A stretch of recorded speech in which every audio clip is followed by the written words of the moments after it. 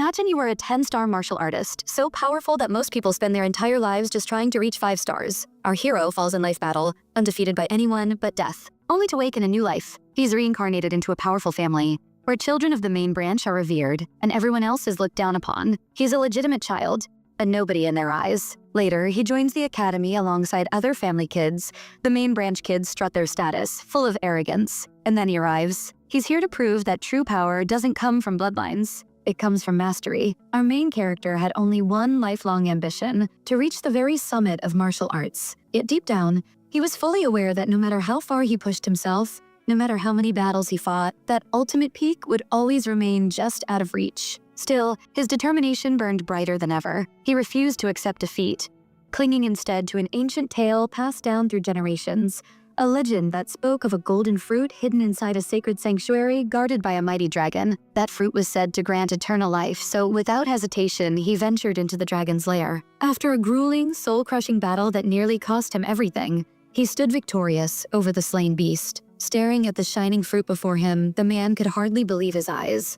Sitting proudly atop the dragon's corpse, he felt like a conqueror who had justified destiny itself. Confident that this was the key to surpassing all limits, he reached for the fruit, believing that by consuming it, he would ascend to the peak of martial mastery. His name was Gilphus Eldragon, a man once revered as the strongest under the heavens. Years turned into decades, and now Gilphus lay frail and aged, surrounded by his loved ones. His eldest son, Gilliam, sat silently beside him, grief written all over his face. Gilphus, seeing the sorrow in his son's eyes, told him gently that his time had come and urged him to live righteously. Gilliam tried to stay strong, though tears welled in his eyes. Losing his father felt like reliving the pain of losing his mother. As Gilphus's breath grew weaker, his mind drifted back to the fabled fruit of immortality. He finally admitted to himself that it had all been a lie, yet he found comfort in the thought that he had lived with love, had a family, and experienced life to its fullest. But deep within his heart, he knew that was not the truth. He did have regrets. One burning regret that haunted him. He never truly reached the zenith of martial arts. Moments later,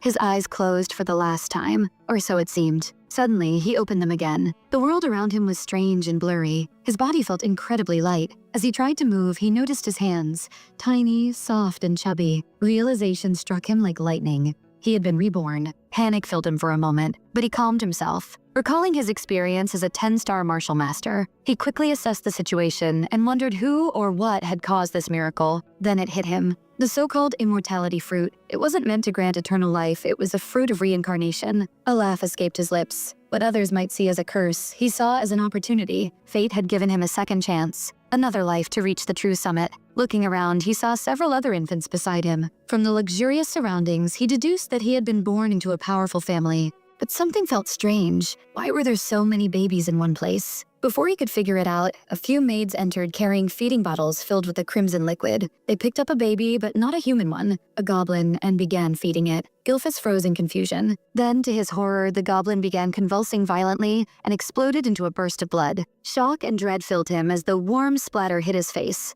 What kind of monstrosity were they feeding the babies? Unfazed, the maids murmured something about too much concentration and started diluting the red liquid. Moments later, one of them lifted him. Still shaken, Gilphus realized that what was inside the bottle wasn't milk. It pulsed with overwhelming magical energy. When the bottle was pressed into his mouth, he got a taste and instantly recognized it. It was ancient dragon's blood. His mind reeled. Feeding newborns. Dragon's blood was pure madness, but then he remembered how the maids had diluted it, perhaps to keep the infants from dying instantly. He wanted to spit it out, and though he swallowed a bit, he thought a small amount wouldn't harm him. Around him, the other babies were also spitting it out, coughing violently. But then, a thought flashed through his mind. What if this was an opportunity? If he could absorb all that magic instead of rejecting it, perhaps he could surpass even his former self. Determined, he stopped resisting and began drinking eagerly, draining the entire bottle with resolve blazing in his eyes. The maid froze, surprised that the baby was not only surviving but enjoying the dragon's blood. Once he finished, she laid him back in the cot, whispering that this one might be special. Soon, fatigue washed over him,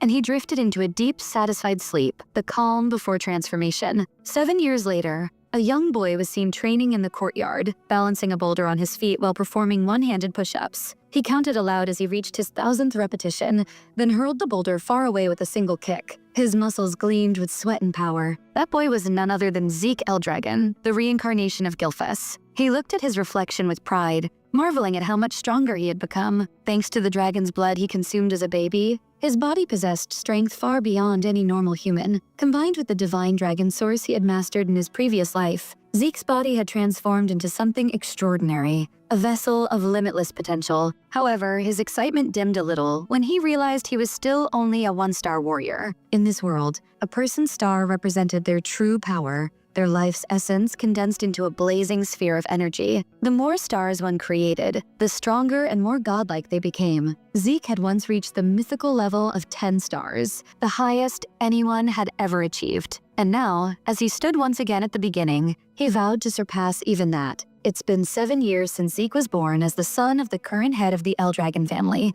Though the truth was less glorious, he was an illegitimate child. His mother had long since passed away, and his father had never once appeared before him. To Zeke, the very thought that such a worthless man was his father filled him with disgust. He had reincarnated into a world that was far crueler than the one he knew 1,000 years ago. A world where the strong thrived and the weak were mercilessly crushed. Among the traditions that survived the ages was a brutal ritual called the Dragon's Trial.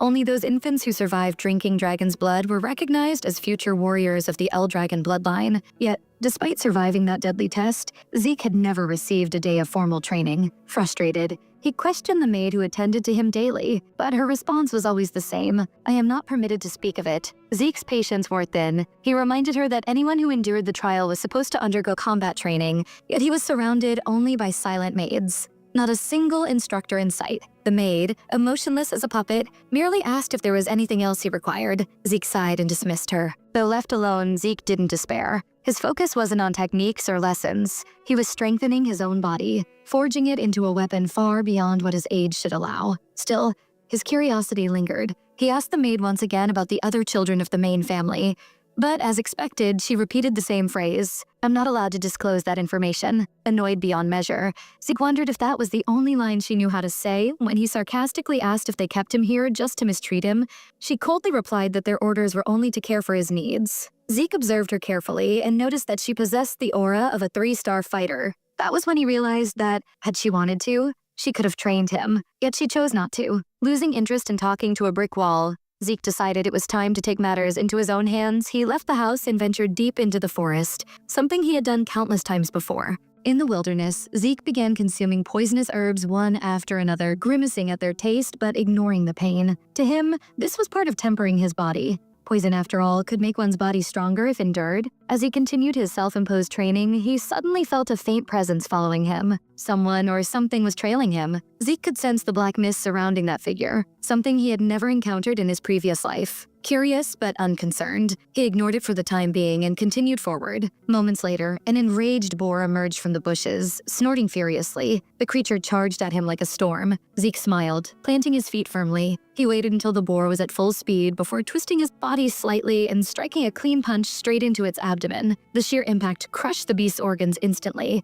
killing it in a single blow. He looked down at the falling creature, surprised at the power behind what he considered a light hit. As a mere 1-star warrior, this level of strength shouldn't have been possible. It made him realize something profound. The quality of 1 star was far more important than how many one possessed. Hoisting the dead boar over his shoulder, Zeke began walking back home. He muttered to himself that living in isolation had grown dull, and that perhaps he needed a new goal, maybe even an adventure. The only problem was that the world beyond his borders was vast and dangerous, with the sea being the only route he could think of. Meanwhile, the mysterious person who had been shadowing him watched in disbelief. That boy, who had never been trained a single day in combat, had just killed a raging boar with 1 punch. Not only that, he had sensed the Watcher's presence despite their attempts to hide. There was no doubt left. Zeke Eldragon was no ordinary child. Still, the man knew the boy's background. Born of a dead mother and ignored by his father, yet because he was the son of the family head, he couldn't simply be abandoned. His every movement had to be monitored closely. The man smirked beneath his hood. Things are finally getting interesting. Back at the estate, Zeke returned to find unfamiliar faces in the courtyard.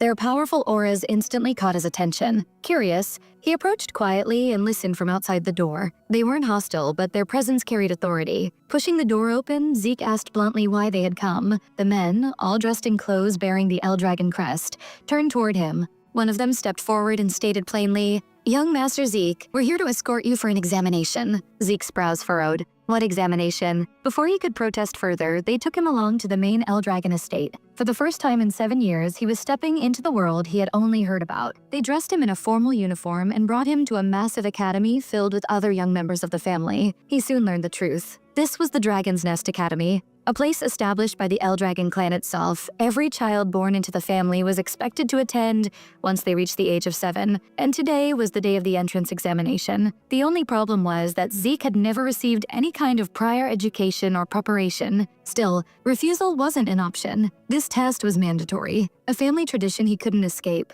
As he walked through the academy gates, frustration welled up within him. While the other kids chatted and laughed, he kept to himself, lowering his head to ease his growing headache. A boy with bright blue hair suddenly approached him. "Hey, are you okay? You look like you're in pain," he said nervously. Zeke turned his gaze toward him with a cold look. "What do you want?" he asked flatly. The boy flinched slightly but replied kindly, "I just thought you might need help. You look troubled." Zeke was taken aback. There was something timid yet genuine about this boy. He could sense a faint, stable energy radiating from him. Relaxing a bit, Zeke apologized for his tone and introduced himself. He said, "I'm just confused about what's going on. Do you know what kind of test this is?" The boy smiled shyly. "I'm Langus from Old Scale Village. The test doesn't really change every year." Zeke raised a brow. "Then tell me, what kind of test is it?" Langus blinked, realizing Zeke truly had no idea. "Wait, you don't even know what the exam is about?" he asked in disbelief. Zeke simply shook his head. Langus sighed and began to explain, but before he could finish, a group of older students appeared,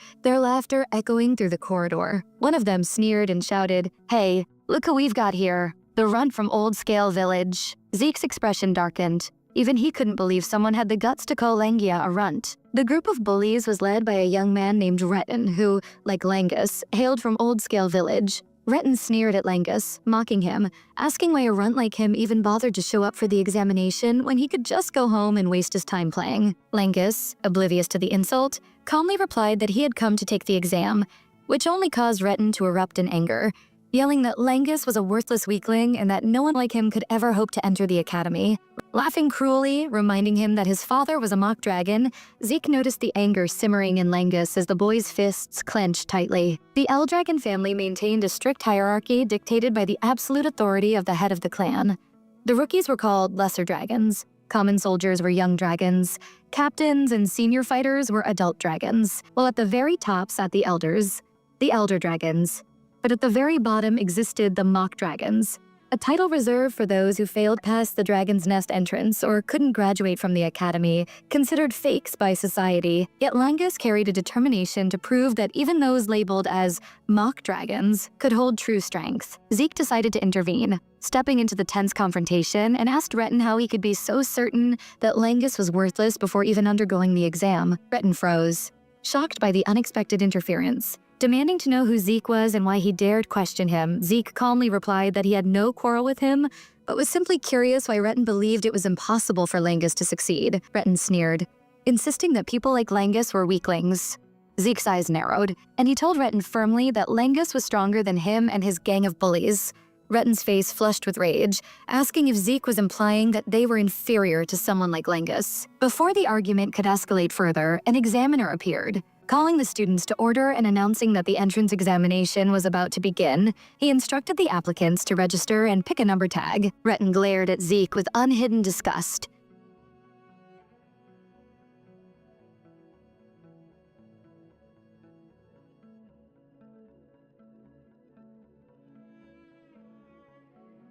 Langus explained that students could technically withdraw if they felt incapable, which surprised Zeke even more, but Langus realized that this confirmed Zeke's complete ignorance of the rules. Still, Zeke firmly told him he had no intention of backing down. The examiner called everyone forward, explaining the rules. The goal was deceptively simple: leave a scratch on the regeneration stone in front of them.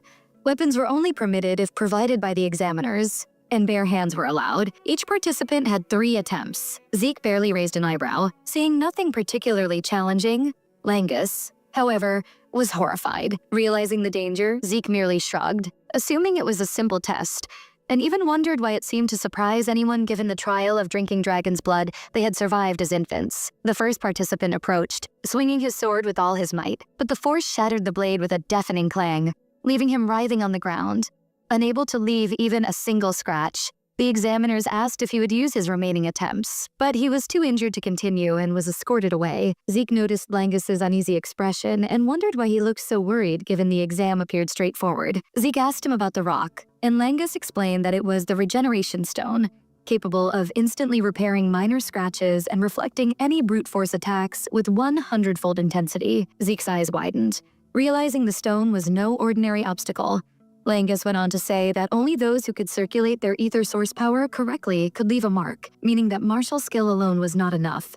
It depended on controlling one's internal energy precisely. Zeke scanned the other participants, noticing that many had enough strength to leave a mark, including Retin and his gang.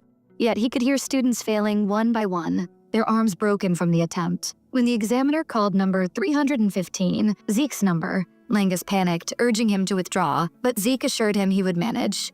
Stepping up calmly, radiating an immense aura that made the examiner pause, Zeke was asked to select a weapon, but he declined, insisting his fists were sufficient. When the other students heard this, laughter erupted, doubting that anyone could scratch the stone with bare hands. Even Langus worried, believing Zeke's arms might be torn to pieces, and blamed himself for not stopping him, but Zeke had already made up his mind. The examiner nodded to Zeke, signaling that he could proceed. Zeke stepped forward, examining the regeneration stone carefully, his eyes scanning its strange surface. He admitted to himself that it was composed of a mineral he had never encountered before, clearly formed over centuries. He realized just how much he still didn't know about this world. But he decided that all of that knowledge could wait for later. Focusing only on the present challenge, Zeke summoned his energy, powering up, his fists radiating a golden light, ready to strike the stone with all the force he could muster. He planned to use his signature technique, the Dragon Slayer combat form. A brilliant yellow aura flared around his body and arm as he drove his punch into the rock. The top of the stone exploded in a violent shatter, dust filling the air and a thunderous noise echoing across the courtyard. Everyone gasped, covering their eyes from the debris, but the examiner's gaze stayed fixed, calm and unshaken. Zeke exhaled, relieved, though he noticed the strain in his own body, his arm bleeding slightly and his uniform torn at the shoulder. Instead of feeling proud of the rock's destruction, he chastised himself, realizing his training still had a long way to go. The other students stared in disbelief, unable to comprehend what had just happened. Retin fumed with anger, his pride wounded, while Langus gawked in astonishment, his jaw practically on the floor. Even the examiner appeared startled, knowing that only a 4-star rank or higher could have produced such a strike. And Zeke, being an illegitimate child, made this feat even more improbable. The examiner studied him carefully, recognizing the technique from somewhere, and Zeke, sensing the man's curiosity, walked forward and asked, "So, did I pass?" The examiner confirmed with a nod, handing Zeke a small bottle filled with a glowing green liquid. Zeke asked the junior examiner about its contents, but the man simply glared at him with thinly veiled hatred, motioning for him to move aside. Zeke assumed it was a reward for passing the test, returning to Langus, who immediately praised him for the incredible feat he had just performed. Zeke questioned what the bottle contained, and Langus explained it was a healing potion. Though a standard grade one, Zeke examined it closely, noting that it didn't appear poisonous, his mind racing. Perhaps this was more than a simple potion, maybe even an elixir, substances known to be crafted from rare ingredients, combined with herbs that grew only in hidden realms, with cores extracted from divine or phantom beasts. A true elixir could heal old and fresh wounds instantly while boosting one's ether, though creating such a potion was notoriously difficult, ingredients being nearly impossible to find. With hesitation, Zeke drank the potion, and just as he suspected, his torn arm knit back together, the pain vanishing instantly. Zeke was stunned, realizing that this simple healing potion was in fact a genuine elixir. Langus admitted he had no idea what an elixir truly was, though he explained that the Eldragon family's healing potions were always far superior to anything available in the outside world. While Langus considered it normal, Zeke's mind reeled from the instant recovery, though he noticed that there was no surge of ether as one would expect from a proper elixir. Inspecting the bottle again, he realized this was humanity's best creation. After centuries of refinement, Langus complimented him, saying he was impressive, to which Zeke replied calmly that he only aimed to become the strongest. So this came as no surprise. Shortly after, Retin and his gang stepped up for their turn, all of them completing the test successfully, which didn't faze Zeke in the slightest. He had expected no less. Finally, applicant number 414 was called, Langus, Zeke's timid blue-haired friend. His steps hesitant as he approached the test site, Zeke noticed his unease and urged him to steady himself, assuring him he would be fine. Langus turned with a sheepish expression, telling Zeke to stop setting the bar so high, taking a sword in hand. He prepared to strike the stone, stone. Zeke observed carefully, wondering what the boy intended. Langus took a deep breath and launched his attack, yet the sword barely nicked the stone, failing to leave a mark, and he stumbled backward, nearly collapsing. The examiner reminded him he still had 2 attempts left. Langus scrambled to recover, striking again with renewed focus, but the result was the same. The stone remained unmarked, and frustration welled in him as he struggled, tears beginning to form, doubting himself under the mockery of Retin and the others, who jeered loudly, claiming the half-dragon child could never succeed. Reminding Zeke of their previous insult that Langus was weaker than them, the examiner then informed Langus that only 1 attempt remained. His hands trembling, his mind clouded with fear, he struggled to compose himself as darkness threatened to overwhelm his focus. Just then, Zeke's voice cut through the shadow surrounding Langus, asking him what he was doing. Langus spun around, startled and confused, and Zeke suggested he switch to a spear instead of a sword. Langus blinked, still puzzled, and Zeke repeated firmly that he meant exactly what he said, scolding him gently for insisting on a weapon that clearly didn't suit him. He reassured Langus that no matter how many times he tried with the sword, the rock wouldn't budge. Retin and his gang burst into mocking laughter once again, jeering at the notion that Langus could suddenly succeed since he had been trained only with the sword. They were certain that swapping weapons wouldn't change anything.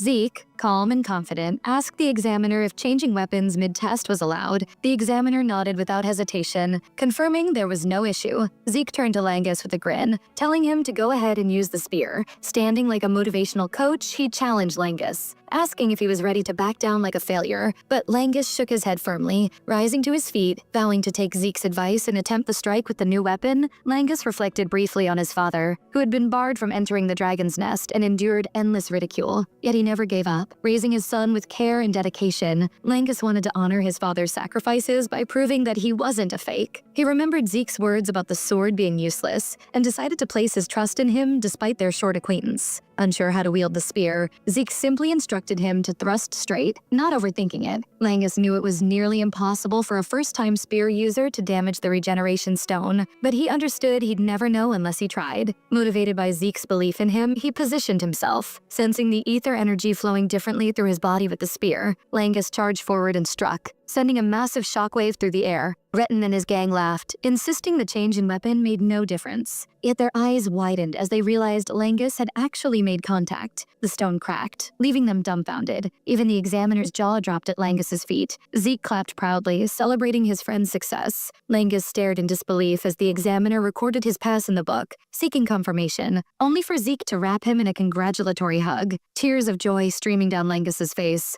Retin and his gang refused to accept the result, claiming it was pure luck. The examiner shouted at the top of his lungs that the examination had concluded and announced the next phase, the entrance ceremony. Zeke's eyes widened, astonished that scratching the stone had been the sole requirement. Langus warned him that there might be more tests after entering the academy. Zeke asked what they were supposed to do now, and Langus explained that the heads of the Eldragon family would appear to give their congratulations. In the distance, a group of aura-bearing men approached, catching Zeke's attention. He asked Langus about the stern-looking figure. Langus gasped at Zeke's audacity, but Zeke didn't hold back, calling the family head ugly, though Langus quickly covered his mouth, begging him to remain silent. Despite the struggle, Zeke obeyed, observing the elite Eldragon forces with curiosity, impressed by the several 6-star warriors, yet noticing the head of the family, Balsa Eldragon, an 8-star powerhouse commanding immense respect. Zeke remembered that in his era, only a handful of 8-stars existed, and he wondered how many remained now. Turning to Langus, Zeke admitted openly that he disliked Balsa, indifferent to his potential familial ties. Balsa stepped forward, radiating an aura so potent it seemed to crush the air. Speaking few words to urge the students to embody the strength of the Eldragon bloodline, his presence alone caused trembling among the students, all except Zeke, who felt nothing but a raw, inexplicable hatred toward Balsa. As Balsa concluded and departed, another elder took charge, instructing the students that the house expected greatness from them. His blonde hair catching Zeke's attention, the tension from Balsa's presence gradually eased. Yet the students still carried the weight of the encounter, trying to regain their composure. The examiner then steps forward, announcing that the next order of business would be the dormitory assignments. Zeke's eyes widened in surprise. As he had assumed all students would be sent to the same quarters, Langus takes a moment to fill him in, explaining that the academy is divided into 4 dorms: East, West, North, and South, and each student is placed into one. Moments later, Zeke hears his name called, and he rises, bidding his friend farewell with a brief exchange of pleasantries before heading off. He discovers he has been assigned to the East Dorm, and is immediately struck by how much the academy has changed over a millennium. Following the directions on a note in his hand, He navigates the sprawling halls, a little anxious that he might have kept his new roommate waiting due to getting lost. When he finally reaches the door, he bursts in with exuberance to announce his arrival and greet his roommate. Yet his excitement falters when he sees who it is. Zeke can hardly believe it. His roommate is none other than Langus, and the instant connection between them is palpable. Langus smiles, agreeing with Zeke and admitting that he had been feeling lonely. Zeke inquires if they have any plans for the day, and Langus explains that they don't. Since training begins the next day, the rest period was strictly enforced. Zeke hadn't been paying attention during the orientation and looks slightly embarrassed, but Langus doesn't think it's something to boast about. Brushing past the minor scolding, he suggests they get some rest. The next day's training looming. Initially, Zeke had considered skipping the academy entirely to go on an adventure, but the new sights and experiences of the school sparked his curiosity, prompting him to stay a while longer to explore the world after a millennium. A month passes, and the children undergo rigorous training under the watchful eye of their tutor, learning to master the dragon's breath, a technique created by the 15th head of House Eldragon. The tutor moves among the students, noting those who have already grasped the basics, including Laika, the daughter of the house head. Classified as a second-star talent, yet the tutor's attention keeps returning to Zeke, struggling to comprehend how the boy manages such feats without formal instruction. He wonders if Zeke inherited the family's latent power, while Zeke himself contemplates the evolution of the Dragon King's breath into the current dragon's breath, understanding that the technique channels ether from the environment, circulating it through the body to enhance power. He realizes the effectiveness depends on the user's skill and creativity. And although noble houses preserve their own variations securely, Zeke notes that while the technique is safe and straightforward, it is almost useless when stationary. His original form allowed fluid movement while using ether, a refinement few inherited due to its difficulty. He had simplified it to strengthen the clan, never imagining it would last 1,000 years. Impressed, he wonders how other martial arts might have evolved over time. After training, the students head to the dining hall, exhausted, struggling to eat. While Zeke devours his meal without concern, he notices Langus looking drained and urges him to eat, warning that energy is essential for optimal performance. Langus questions how Zeke remains so energetic while everyone else is fatigued. Zeke teases him, calling him weak and telling him to eat more and push harder. As Zeke lectures, he observes that some of the well-trained students are quietly eating. Then Lika approaches, and not recognizing her, Zeke asks bluntly who she is. Langus nearly chokes, rushing over to whisper in Zeke's ear that she is Laika, the house head's daughter.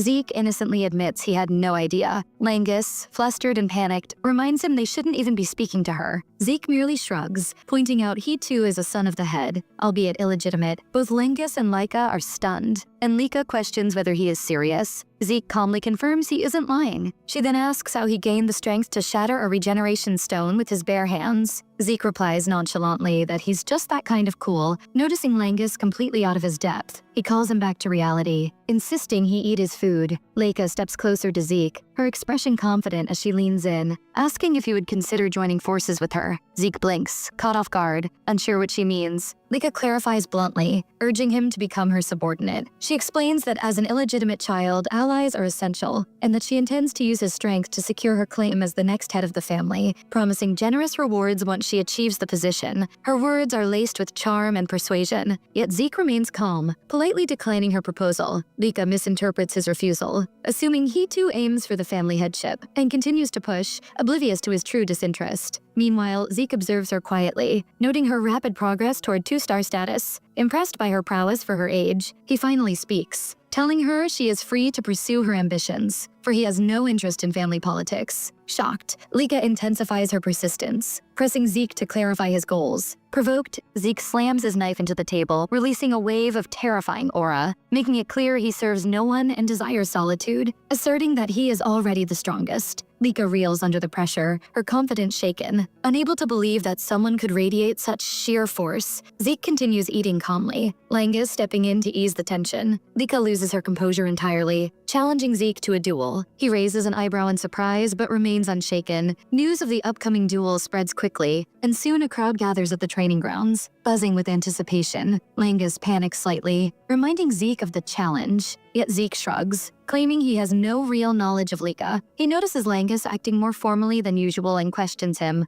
and Langus explains Lika's lineage, that she carries Typhona blood, a mark of one of the 4 great houses backing Eldrian, and that she has mastered all sword techniques of House Typhona. Zeke listens casually, commenting that knowing so little only makes the situation more thrilling. Langus scolds him, insisting he stands no chance against Lika, questioning why he accepted the challenge. Zeke responds that refusing a duel is not an option. He knows Lika's readiness and poise. Lika, frustrated by his commentary, yells for him to stop talking, planting her sword firmly in the ground, demanding he prepare for a lesson in manners. With that, Langus retreats from the arena, cautioning Zeke to be careful. Alone now, Zeke finally asks why Lika is so determined to fight. She explains her goal, to become head of the family, and that defeating him will secure her claim while forcing him to serve her. Zeke is taken aback, questioning why any of this concerns him. Lika is stunned by his casual demeanor, asking if he's ignorant of the truth about his illegitimate status. She begins to outline the stakes. 5 heirs compete for the headship, Zeke being the only one without blood from the 4 great houses, each aiming to prove themselves in the academy. Lika explains her need for allies to solidify her position, leaving Zeke slightly bewildered but understanding the point. Without hesitation, Lika lunges, determined to land a strike, but Zeke sidesteps easily, her attack cracking the ground. Undeterred, she presses on, swinging frantically with immense power, impressing the onlookers with her skill. Despite wielding a training sword, the crowd cheers, spurring her to increase her intensity. Yet Zeke dances effortlessly around her strikes, forcing Lika into mounting frustration. She questions why she cannot land a hit. Zeke compliments her speed and form, noting she fights better than typical 1-star warriors. Enraged, Lika yells at him to engage instead of talking, and Zeke, obliging, finally counters, evading her strike before delivering a powerful punch to her chest, the impact sending a shockwave through her body, causing her to cough up blood, collapsing to her knees, leaving the spectators in stunned silence. Lika lifts her gaze toward Zeke, frustration etched across her face, demanding why she can't land a single strike on him despite being far superior in theory. Zeke chuckles softly, acknowledging that she is indeed quicker than most 1-star fighters he's faced, yet he coolly reminds her that speed alone doesn't make a true warrior. In his eyes, she's still a mere 1-star. Lika snaps back, pointing out that he too carries a 1-star rank. Zeke smirks, explaining that he can anticipate her every movement, her breathing patterns, the subtle twitch in her muscles. Even a slight flicker of her eyes gives him away. On top of that, he has years of experience over her, delivered with such confident arrogance that it forces Lika to rise from the ground, fury burning in her eyes. She lunges once more, sword in hand, intent on striking him down. Yet Zeke gracefully flips backward, narrowly avoiding her assault. Her open stance now leaves her vulnerable, and without hesitation, Zeke strikes, sending her crashing into the distant wall, dust billowing around the impact, leaving spectators gasping, some unsure if she's even capable of continuing. Langus charges back into the arena, awestruck, cheering for Zeke, yet Zeke waves him back, reminding him the battle is far from over. He admires her resilience, impressed that she endures despite his overwhelming force. As the dust settles, Lika struggles to her knees, battered and bruised but unbroken. Langus pleads with her to stop before things get worse. Zeke cuts him off, warning that the next phase will be dangerous and that he cannot be held accountable for any injuries. Zeke had suspected it, and now confirms what he sensed. Lika has awakened her 2-star power. She rises, a blazing aura spiraling outward, instantly signaling to everyone that she's entered the 2-star realm, a stage where true source power manifests beyond the body as a tangible aura. Her presence intensifies, and she even thanks Zeke, claiming his challenge pushed her to this new level. Enraged yet exhilarated, she surges forward, sword blazing with a golden aura trail, and Zeke grins, acknowledging her growth in both speed and strength. He toys with her, evading and baiting until, in a fleeting miscalculation, her strike grazes his face, leaving a shallow cut. Lika's eyes light up, sensing his momentary awe, and she seizes the chance to boast about her 2-star capabilities, announcing that he is about to witness the legendary Thunder Spirit Great Sword Arts. Zeke, far from intimidated, feels a rush of excitement, thrilled at the prospect of finally seeing a technique he's never encountered before. Without warning, Lika unleashed her Thunderlight Flash technique striking Zeke before he could even react. The sudden burst of lightning left him completely stunned. Wondering how Lika managed to command such power, Zeke couldn't help but mutter that she was out of her mind, yet his smile never faded, which only fueled her irritation. Angered by his unshaken confidence, Lika activated another technique and blasted him again, forcing Zeke to admit to himself that her current strength was overwhelming. His body screamed in pain, and though he was struggling to assess his condition, the audience was mesmerized. No one had expected a 1-star warrior to hold his own against someone like Lika. While analyzing her movements, Zeke noticed that Lika's fighting pattern remained similar. But her advancement to 2 stars had given her a burst of raw, explosive energy. Reluctantly, he admitted she was performing exceptionally well, and her control over lightning was something that warriors a millennium ago could never have achieved. Zeke realized he could strike back, but curiosity got the better of him. He wanted to see Lika's full potential, so he decided to endure the punishment for a bit longer. Lika, fuming at the sight of his grin despite his battered state, resolved to crush his pride completely. She surged forward, moving faster and with deadlier intent than before, landing a devastating blow that sent Zeke crashing into the wall with a thunderous explosion. The crowd gasped as the dust cloud rose. When it cleared, Zeke was still standing, smiling. That sight drove Lika over the edge. She struck him again with a powerful lightning bolt, forcing him down to his knees. Langus rushed forward, pleading for her to stop, but Lika refused, shouting that Zeke was still on his feet. To stop now, she claimed, would insult his pride. She gave him one final offer: surrender and pledge loyalty to her, and she'd show mercy. Zeke remained silent, his pride as a descendant of the L-Dragon burning in his eyes. His silence was all the answer she needed. Enraged, Lika decided to end it once and for all. She summoned her Asterisk Thunder Spirit Great Sword Art. Heavenly Thunder Asterisk, channeling immense energy into her strike. Zeke stood frozen as the lightning consumed him, his scream echoing through the arena. When the assault ended, he fell to the shattered ground, motionless. Believing it was over, Lika thrust her sword into the ground and turned away, only to freeze at the sound of his voice behind her. Zeke was alive, his body now glowing with crackling energy. Lika's eyes widened in disbelief. Zeke was radiating electricity. Even Zeke was bewildered. He admitted that he had no clue what was happening. He'd simply endured her attacks, studying her lightning until somehow it became part of him. Lika found it impossible to believe, but Zeke explained that his Asterisk Dragon King's Breath Asterisk had reacted with the lightning, merging the energies. The result was that lightning now coursed through his veins, making him stronger. He thanked Lika with a smirk, declaring that her relentless attacks had pushed him to ascend to 2 stars. The battle, he said confidently, wasn't over yet. Lika roared in frustration and swung at him again. But Zeke, now infused with lightning, moved at blinding speed. The surge of power made his muscles and nerves fire like a storm. And though his movements were unstable, he knew he would master it soon. From the sidelines, Langus could barely follow their speed. He realized that Zeke was effortlessly dodging Lika's every strike now. Lika's frustration grew. She demanded to know if he was mocking her. Zeke calmly replied that he wasn't. In fact, he genuinely saw her as a formidable opponent. Desperate, Lika launched a wide-range attack, but Zeke evaded once more. He decided it was time to end things. With a confident grin, he announced that he would create a new technique on the spot, something he hadn't done in ages. Lika froze in confusion, wondering what kind of hidden training he'd undergone. Before she could process his words, Zeke vanished and reappeared before her, unleashing his newly forged technique, Asterisk Dragon Slaying Arts Tempest of Thunder. A flurry of lightning bolts exploded around them, overwhelming Lika completely. She collapsed to her knees, defeated. As Zeke smiled and declared, "This match is over." Barely able to move, Lika crawled toward her fallen sword, refusing to accept defeat. Her dream of surpassing her brothers and leading her clan felt like it was slipping away. Zeke approached her calmly, telling her that she had been strong, that she'd given him a battle worth remembering. He added that he cherished learning new things, and this fight had been far from a waste of time. With his usual confident smile, he told her that he hoped they'd duel again someday, but Lika could only stare at him, wide-eyed, red cheeks, and unable to comprehend the impossible scene before her. A few hours later, Lika's father, Balsa, was deep inside a dungeon, cutting through hordes of monsters like they were paper. Even the first stage of his dragon combat arts was enough to clear out the entire dungeon effortlessly. He fought with calm precision, showing no hint of fatigue. As he continued his hunt, a messenger rushed into the dungeon, panting as he delivered a report concerning Balsa's daughter. "Sir, Lady Lika has just advanced to 2-star rank," the man announced proudly. Balsa barely reacted. His expression didn't change in the slightest. The messenger tried to emphasize the achievement, explaining how incredible it was for someone her age, that she might even reach 5-star before graduation. But Balsa finally spoke, his tone sharp and cold. "Talent means nothing if it's never tested. Come to me with real news when she's proven her worth in battle." The messenger hesitated, then mentioned that Lika had recently lost a fight. Balsa assumed it was against a senior student, but the man quickly corrected him. The victor was none other than Balsa's illegitimate son, Zeke. That name froze Balsa for a second. He remembered the woman who had borne the boy. She had promise, he muttered, but she was gone long before the child was born. He frowned, wondering how Zeke could have learned such refined techniques without guidance. The messenger added that Zeke had reached 2-star completely on his own.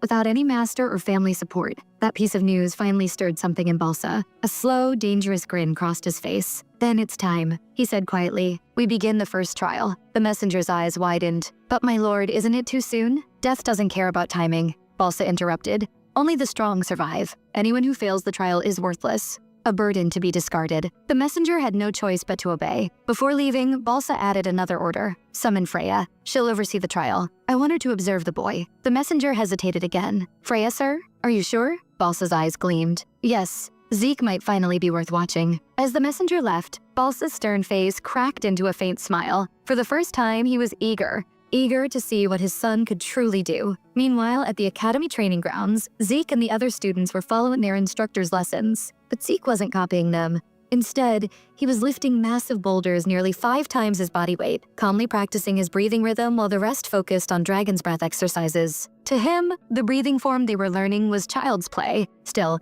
he wanted to perfect every detail. His classmate Langus noticed the difference and approached him. Hey, aren't you going to train with us? Langus asked curiously. Zeke glanced at him. Train what exactly? The dragon combat arts. Langus replied. Zeke shrugged. Already mastered it. Langus blinked, thinking he misheard. You what? They just started teaching it an hour ago. Without another word, Zeke dropped the huge rock from his head and told Langus to turn around. Confused, Langus obeyed. Zeke struck him lightly between the shoulders, sending a precise flow of ether through his body. What you're feeling now is how your ether should flow, balanced and smooth. Langus immediately felt the difference. His energy ran cleaner, steadier than ever before. Incredible, he whispered, realizing Zeke wasn't bluffing. Zeke, however, didn't look pleased. You doubted me, he said bluntly. Langus quickly waved his hands. No, I've never had a teacher besides my father. I've always had to figure things out on my own. Zeke's glare softened slightly. Langus then admitted, you're strong enough to beat Laika already. For you, this training must feel too easy.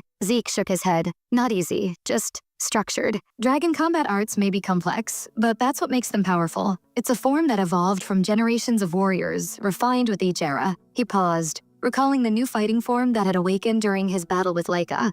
The final form of the technique itself. He wondered how much it had changed since ancient times. Deciding he'd learned enough for now, Zeke turned back to his physical training, but before he could resume, Langus spoke up again. Zeke, would you train me? The request surprised him. Langus explained earnestly, I want to become stronger, no matter how hard it gets. After a moment's silence, Zeke nodded. Fine, you're teachable. I'll help you. Langus beamed in excitement until another voice joined them from behind. Then train me too. Both turned to see Laika standing a few paces away, her expression nervous but determined. Her cheeks flushed as she admitted, You're amazing, Zeke. Losing to you, it shattered my pride, but I want to be stronger. Strong enough to surpass my brothers and even you. Zeke stared at her, silent for a moment, while Laika waited anxiously for his answer. When he didn't respond right away, Laika asked softly if he was truly fine with the situation. Says Zeke is one of the contender for the Eldragon family's succession too. Langus nodded in agreement. Despite Zeke being an illegitimate child, Balza Eldragon was still his father, making him a rightful heir whether he desired it or not.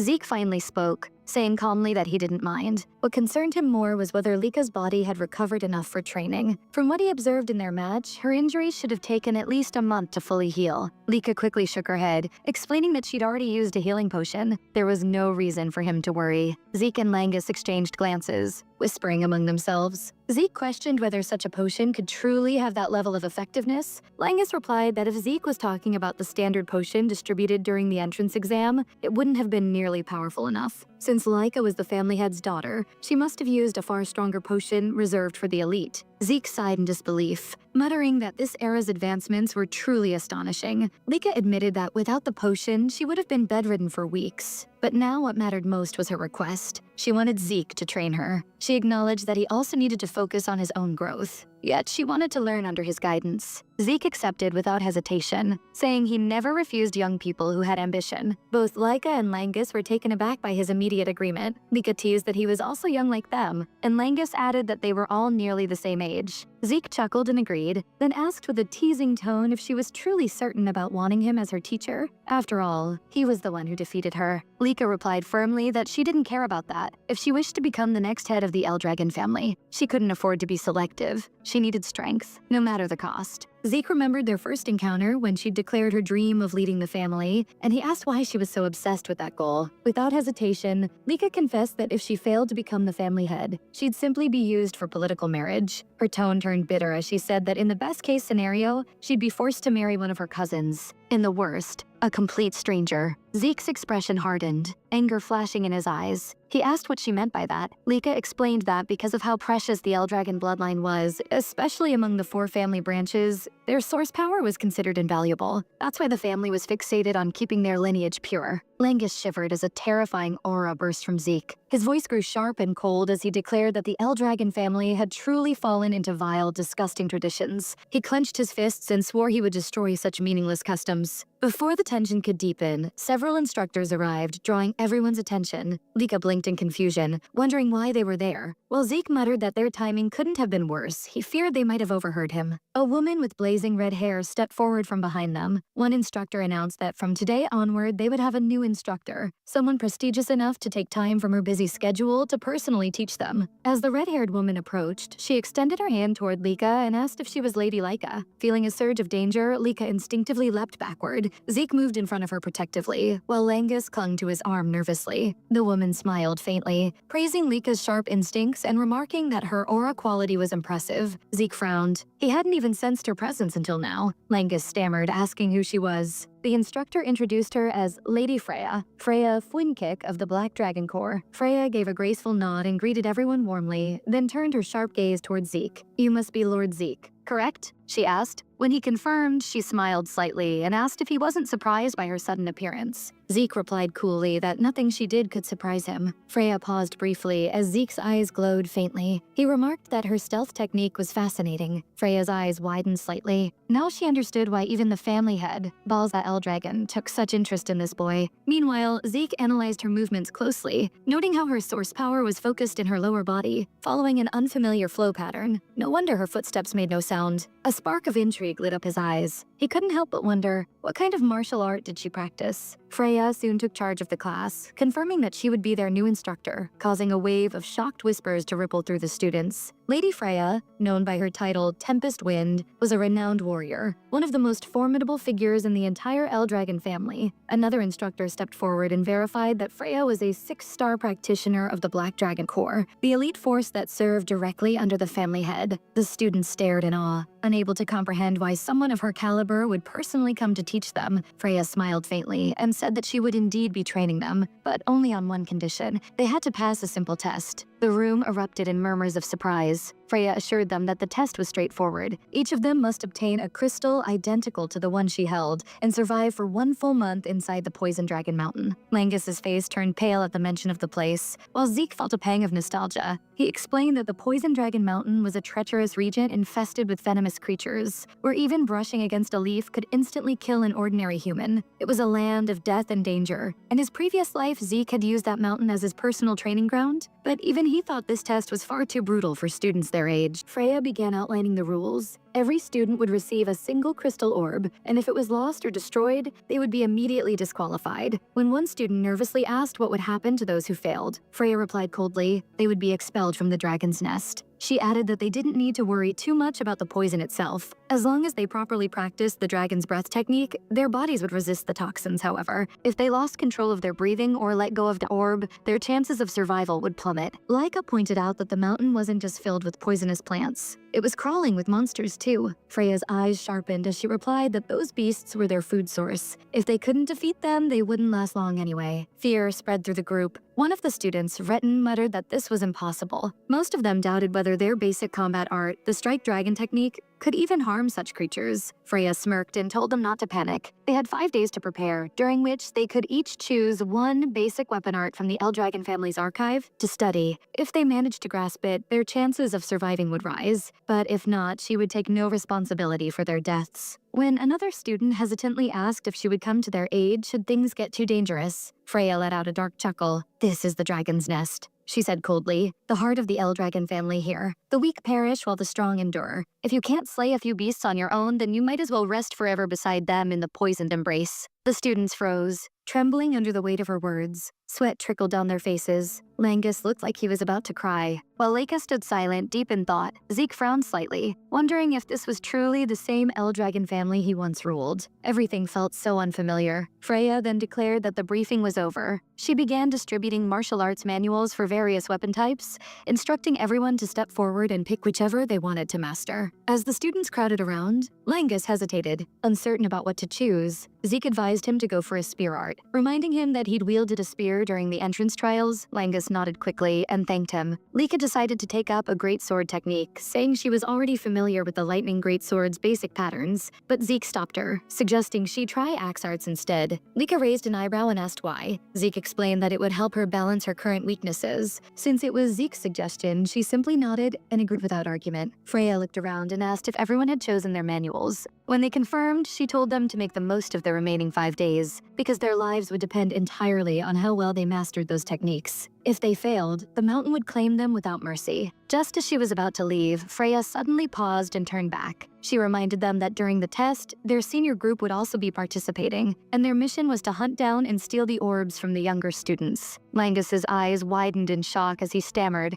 asking what she meant. Freya explained that the 10-year-old senior batch would act as hunters, while the new students were their prey. However, since the younger batch greatly outnumbered them and the mountain was vast, there was a chance they could avoid being found if they were careful. But make no mistake, she added coldly, your seniors will come after you with everything they have. With that, Freya turned and walked away. Langus looked terrified, sweat dripping from his brow. What are we supposed to do now? He whispered, we have to deal with monsters and upperclassmen? Leica frowned and said that every senior was at least 1-star level above them. If they gang up on me, I won't stand a chance, she muttered, and most of our classmates won't survive either. Zeke nodded in agreement, saying she had a point. Then form groups of 2 or 3, he suggested. Cooperation isn't against the rules. Watch each other's backs, share food, and defend together. That's your best shot. Langus asked what Zeke planned to do. Zeke smirked slightly. I'll go alone, he said. Might as well enjoy the test. Leica sighed, shaking her head. That sounds exactly like something you'd say. Before training began, Zeke suggested they grab a meal first. As they walked away, Leica leaned toward Langus and whispered, don't you think Zeke's a bit odd sometimes? Langus shrugged, glancing at her. Yeah, he said, sometimes. 5 days later, the students stood assembled at the foot of the Poison Dragon Mountain, their expressions a mix of dread and determination. Freya stood before them, her crimson hair blazing in the sunlight, a confident smile on her lips. The weather is perfect, she declared, her voice echoing across the field. Let the test begin.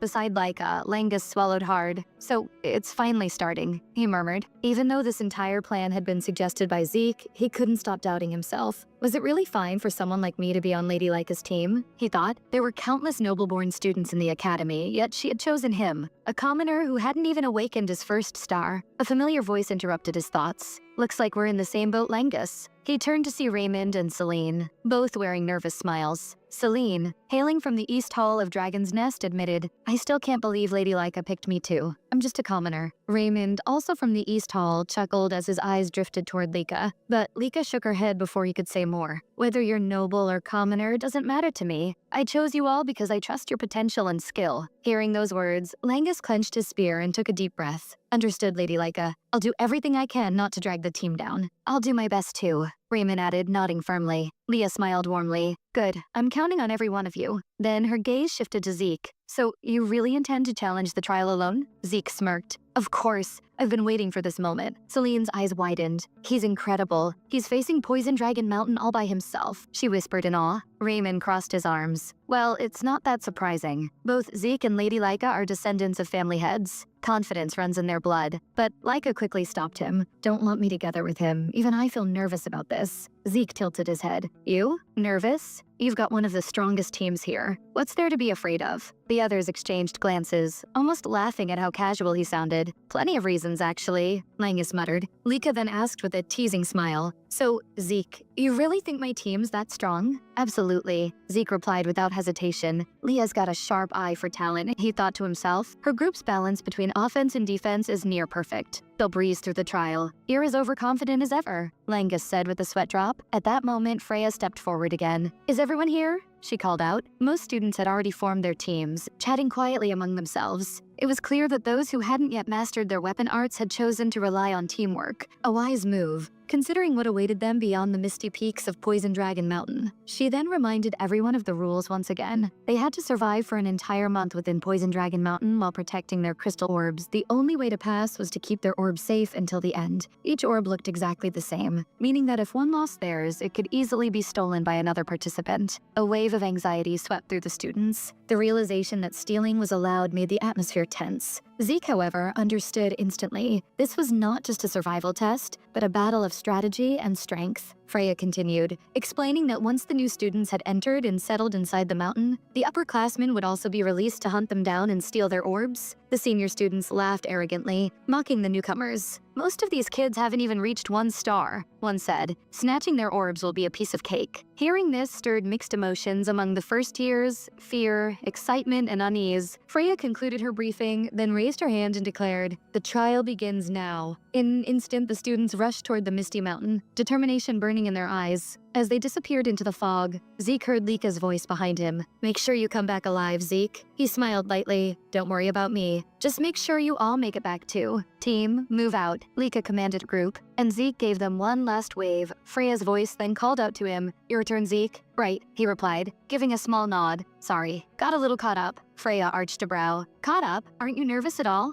Zeke grinned calmly. "Not even a little," he said before walking toward the mountain's shadowy entrance. As she watched him go, Freya whispered to herself, "He really is something else." Later that night, in the camp stationed outside Poison Dragon Mountain, one of the instructors turned to Freya with concern. "Do you think the new students will be all right?" Freya tilted her head. "What makes you ask that?" "The test feels too harsh for beginners," he said. Another instructor nodded in agreement. "They've only been in Dragon's Nest for a few months. Most don't even have 1 star yet. No real combat experience." "How many do you think will actually survive?" Freya chuckled softly. "You worry too much. The mountain may be full of poisonous beasts, but most of them are only 1 or 2 star level, barely dangerous enough to kill." Her smile brightened as she added, "They'll be fine." Then, in a quieter tone, she murmured, "Though it won't be long before I release that thing." "What did you say?" one of the instructors asked. Freya simply smiled. "Oh, nothing." She then turned to the others and declared, "It's time for the upperclassmen to begin their phase of the trial." At her signal, the older students charged into the mountain, their weapons gleaming under the moonlight, eyes filled with predatory excitement. Freya watched them vanish into the mist and muttered, "Let's see how many make it out alive. This will be interesting." Meanwhile, deep inside Poison Dragon Mountain, the hunt had begun. One group of upperclassmen spotted their first target, Zeke, standing motionless near the mountain's entrance. "The newbies entered ages ago," one sneered. "What's this idiot doing just standing there?" Another raised his crossbow. "Doesn't matter, I'll end it quick." He fired, the arrow sliced through the air, but before he could hit, Zeke caught it effortlessly between his fingers. The seniors froze. Eyes wide, Zeke looked at the arrow, then snapped it clean in half. "I've been waiting for you," he said calmly. "What the hell does that mean?" One of them shouted. "Who cares?" Another barked. "You saw how fast he was, take him down." But before they could react, Zeke vanished from sight, and in the blink of an eye he was in front of them, his expression sharp with excitement. "Now then, shall we play?" Opposite side of Dragon Mountain, Celine and her group were engaged in battle against the mountain's amphibious beasts. After Celine cut down a massive frog-like creature, another suddenly leapt at her from behind. Before it could strike, Raymond moved in swiftly, raising his shield to block the attack. With a powerful motion, he slammed his shield forward,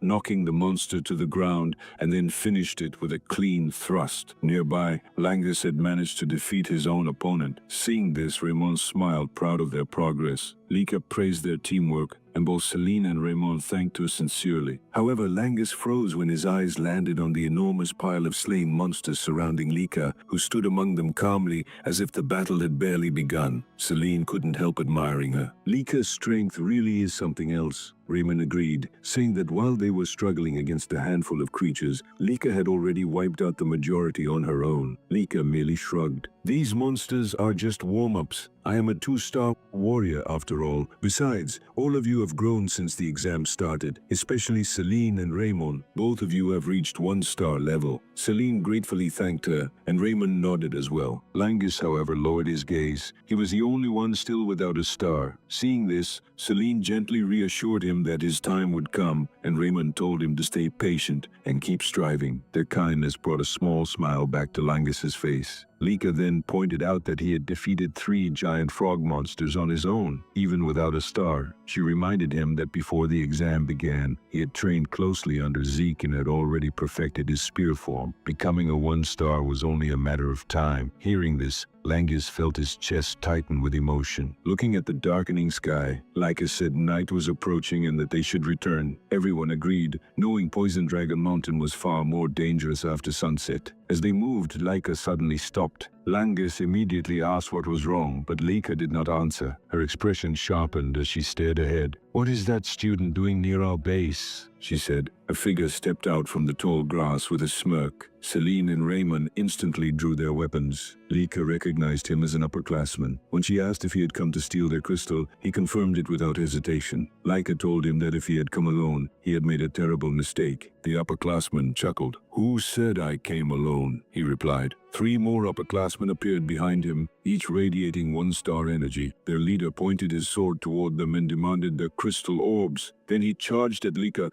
but she sidestepped effortlessly and ordered her team to hold their defensive formation while she dealt with him. Meanwhile, Langus struggled to defend against his opponent. The upperclassman mocked him, telling him to surrender since the starless student had no chance of winning. Langus faltered, unsure until he recalled a conversation he once had with Zeke. At that time, Langus had asked Zeke if someone weaker could ever defeat a stronger opponent. Zeke answered that if the opponent was a 3-star or 4-star, surrendering would be the only rational choice. But if the enemy was only around 1 star, then the possibility of victory still existed. "How?" Langus had asked. "By finding an opening," Zeke replied. He explained that one could not force an opening against a stronger opponent. One could only endure and wait until the opponent made a mistake. If Langus wanted to defeat someone stronger, he needed patience and confidence in his training. "Don't overthink it," Zeke had said. "When the opening appears, thrust. That's all." In the midst of the clash, Langus steadied his breathing, Zeke's teachings repeating in his mind like a persistent echo. Since he was weaker for now,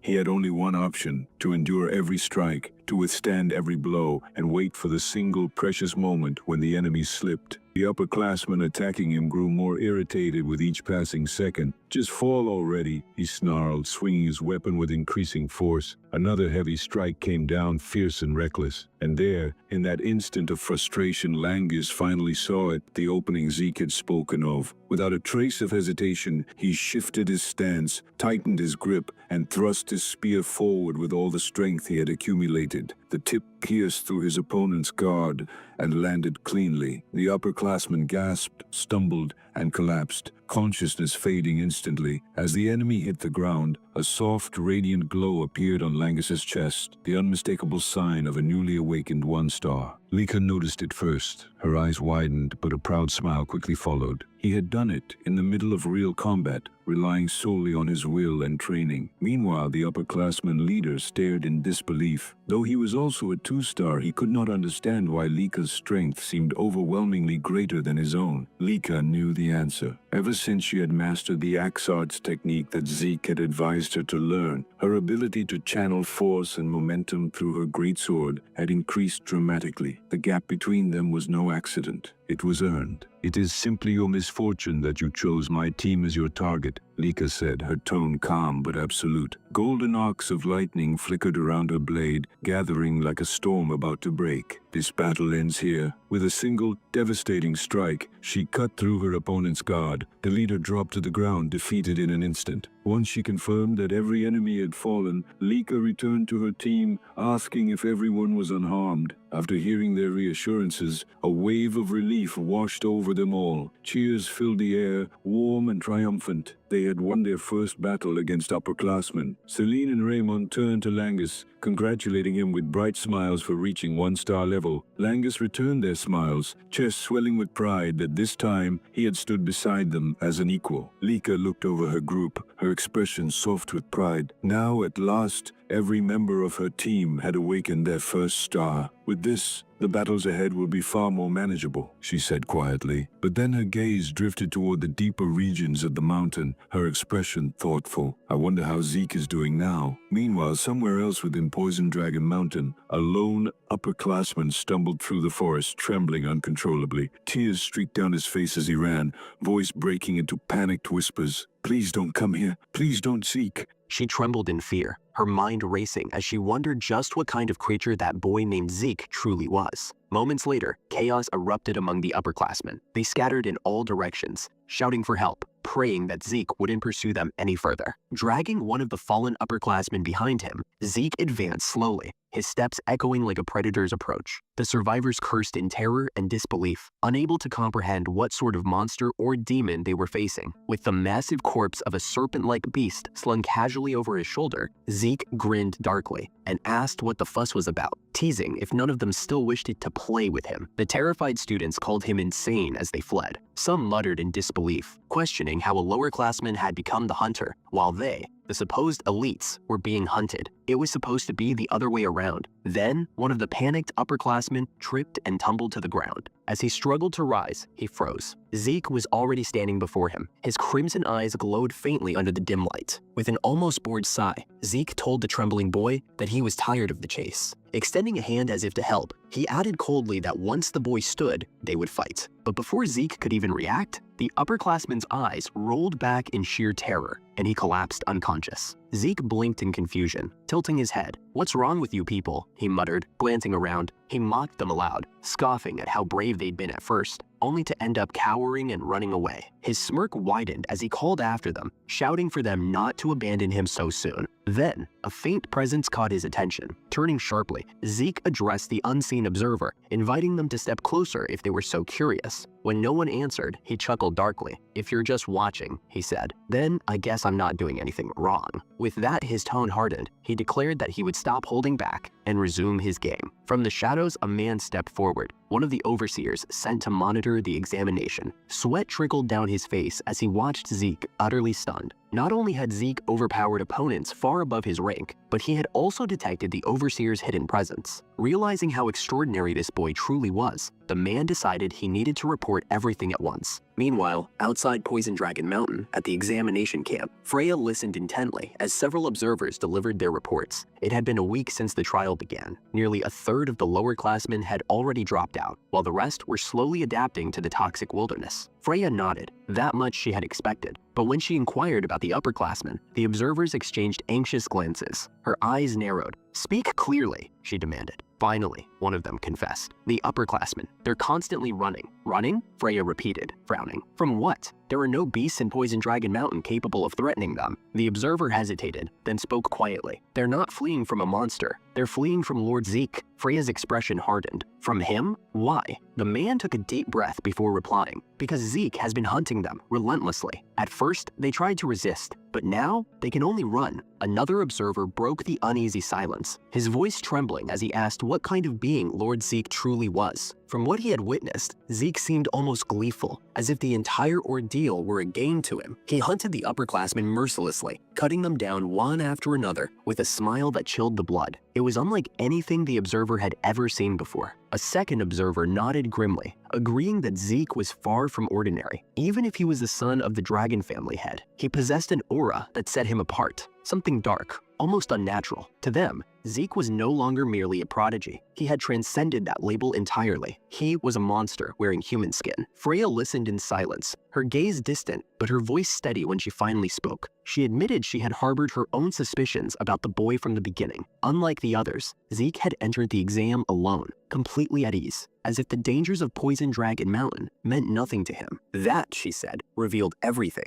Zeke never intended to avoid the upperclassmen. From the very start, his goal had been to hunt them himself. She recalled the look in his eyes when they first met. Sharp, fearless, and almost predatory. The memory sent a faint chill through her, and she couldn't help but murmur that perhaps the boy truly was a monster. Suddenly, one of the observers frowned and tilted her head. "What is that sound?" she asked. Freya's lips curved into a faint, knowing smile. "That," she replied softly, "is something I've been waiting for." Then, a man approached her and bowed respectfully. "Lady Freya, where shall we place the cage?" he asked. "Leave it there," Freya instructed, nodding toward an open patch of ground. "You've done well." The observers turned toward the massive cage, and their eyes widened in shock. A low, guttural growl echoed from within, shaking the air. "What in the world is inside that thing?" one of them demanded, while another stammered, asking if Freya truly meant to release such a creature into the mountain. The beast's aura alone was suffocating, unmistakably that of a 3-star monster, far too strong for any of the examinees to handle. But Freya only smiled, her calm unwavering. "Do not be alarmed," she said. "The creature has been conditioned. It will only attack individuals of 2-star strength or higher. The others will not be harmed." Still uneasy, one observer asked, "Why release something like that now, during the examination?" Freya's tone remained composed. "It's a direct order from the family head Lord Balza," she explained. Yet in her mind, she admitted her true motive. She wanted to see for herself what that boy was capable of. The soldiers already whispered of him as a monster. Now she wanted proof. Could Zeke stand against a creature like that? Her decision made, she gave a final command: release it at dawn. When morning came, deep within Poison Dragon Mountain, Langus and his team suddenly halted as the earth beneath them began to quake. Laika's eyes narrowed. She muttered that something didn't feel right. Raymond wondered aloud if perhaps the upperclassmen were behind it, but Langus shook his head grimly. "No," he said. "This feels like the work of a beast. A large one, perhaps an enraged Angrabor." Still, Lika couldn't shake the dread creeping up her spine. "No," she said softly. "This is different." Before anyone could respond,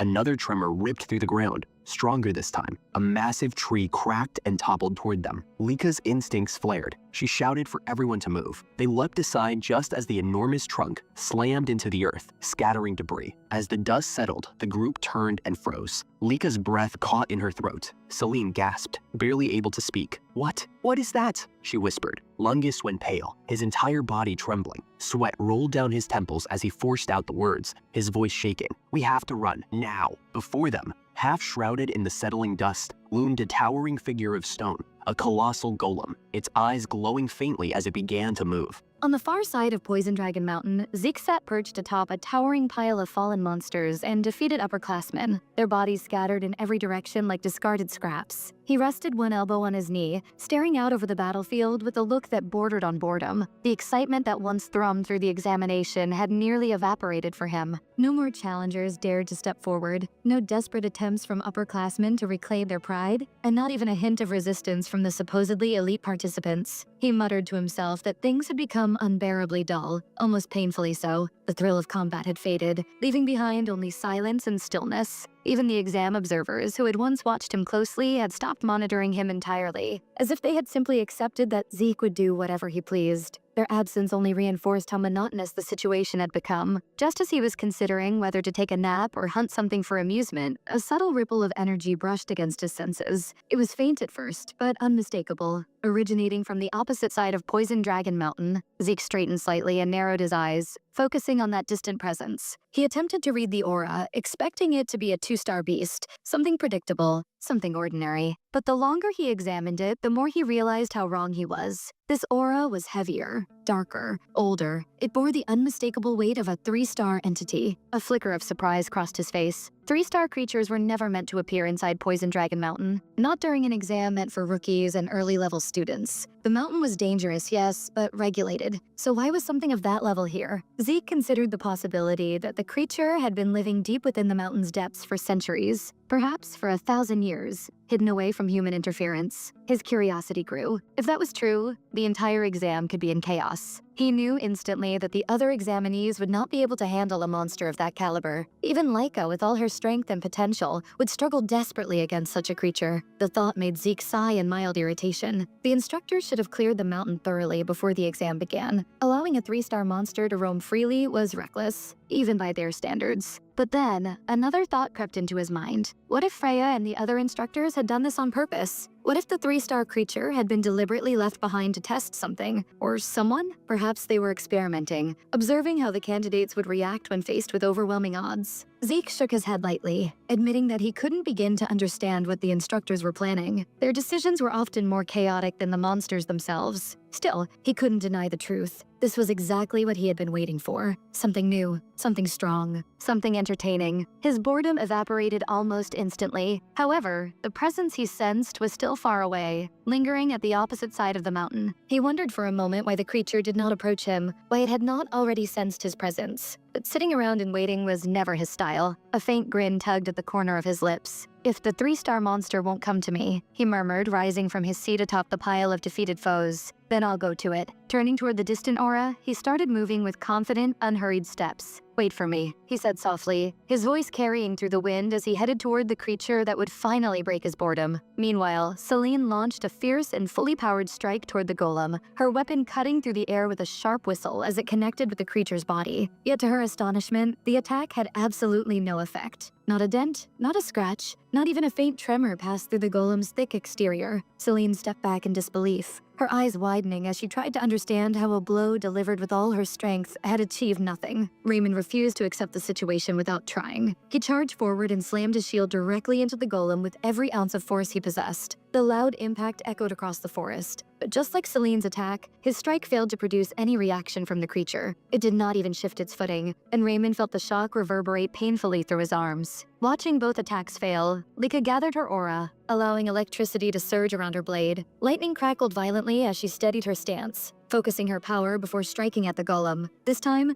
a thin scratch appeared on the creature's arm. It was small, almost insignificant, but it was still damage. From this, Lika quickly understood that only someone with 2-star strength could harm the golem at all. Her 1-star companion simply did not have the ability to pierce its hardened shell. Langus immediately called out to her, asking Lady Lika what they should do next. Lika, keeping her eyes fixed on the golem, instructed them to follow her orders closely. After she drew the creature's attention, they were to take advantage of the opening and escape while they still could. Langus reacted instantly, refusing the idea. He insisted they could not abandon Lady Lika and leave her to face such a monstrous opponent alone. Lika turned to them and explained that if they stayed, they would only hinder her. She pointed to the thin scratch she had managed to create and reminded them that even with her aura, the damage she inflicted was minimal. As 1-star fighters, they had no realistic way of injuring the golem. Raymond took a step forward and admitted that while they indeed could not harm the creature directly, they could still be of use. He said that if they worked together to secure every opening, they could ensure every one of Lika's strikes landed effectively. When Lika asked how they intended to help, Langus stepped forward with determination and declared that he would not allow himself to become a burden. Celine nodded in agreement and added that if they supported Lady Lika and created opportunities for her to land her attacks, they might still carve out a chance to win. Their resolve, trust, and unwillingness to abandon her brought a warm smile to Lika's face. She acknowledged their determination and agreed to rely on their support. As Lika gathered lightning and aura into her sword once again, Raymond raised his shield and braced himself. Langus and Celine studied their weapons, preparing to launch coordinated support attacks. Once Lika felt her power fully condensed within the blade, she commanded them to begin their next assault. Lika rushed ahead toward the golem, her eyes fixed on its shifting movements. The creature reacted immediately, swinging one massive arm toward her. Raymond jumped in front of her and blocked the attack with his shield, but the impact was overwhelming. The sheer force of a 3-star creature's strength caused him to stumble, struggling to stay on his feet. Langus and Celine used the moment to attack the golem from both sides, aiming to disrupt its attention and create an opening. Their blows failed to injure it, but they succeeded in pulling its gaze away from Lika. Using this brief distraction, Lika moved behind the creature, her sword glowing with blinding lightning. She unleashed her great sword technique, Heaven's Thunder, striking the golem with the full force of her aura and lightning combined. A colossal explosion burst outward, shaking the forest of Poison Dragon Mountain. Trees bent from the shockwave, leaves blew into the air, and light flashed across the surroundings. The golem was knocked to the ground, and when the smoke slowly cleared, the destruction left behind by Lika's technique stretched across the forest floor. Langus hurried over to Lika and asked if she was hurt. Lika replied that she was fine, although the attack had drained every last bit of source power from her body. She then asked about Raymond. With Celine supporting him, Raymond confirmed that he was still standing, though clearly exhausted. Just as Lika suggested they return to their base, her expression shifted. She sensed the golem's presence again, stronger than before. Before the others could react, she shoved Langus out of the way. The golem seized Lika in its massive hand, lifting her effortlessly off the ground. She stared in disbelief as she realized the creature was still alive, still able to move even after receiving her most powerful attack. Selena echoed her shock, unable to understand how the golem could survive such intense damage. Langus, panicked and desperate to rescue her, charged in with his spear. However, the golem swung Lika wildly, using her as a shield to prevent Langus from landing a strike. As Langus grew increasingly frantic, a massive tree suddenly came hurtling through the air, crashing into the golem's body with tremendous force. The impact knocked Lika loose from its grip, allowing Langus to rush to her side and help her stand. Still disoriented, Lika asked what had just happened, confused as to how she escaped the creature's hold. At that moment, a calm voice spoke behind them. Zeke stepped into view. casually asking what kind of situation they were dealing with. Langus and Lika immediately recognized him from his tone alone. Instead of checking on Lika's injuries, Zeke's attention went straight to the creature before them. His eyes glimmered with excitement, and a faint smile formed on his lips as he examined the massive clay figure. With clear fascination, he asked what sort of clay puppet he was looking at.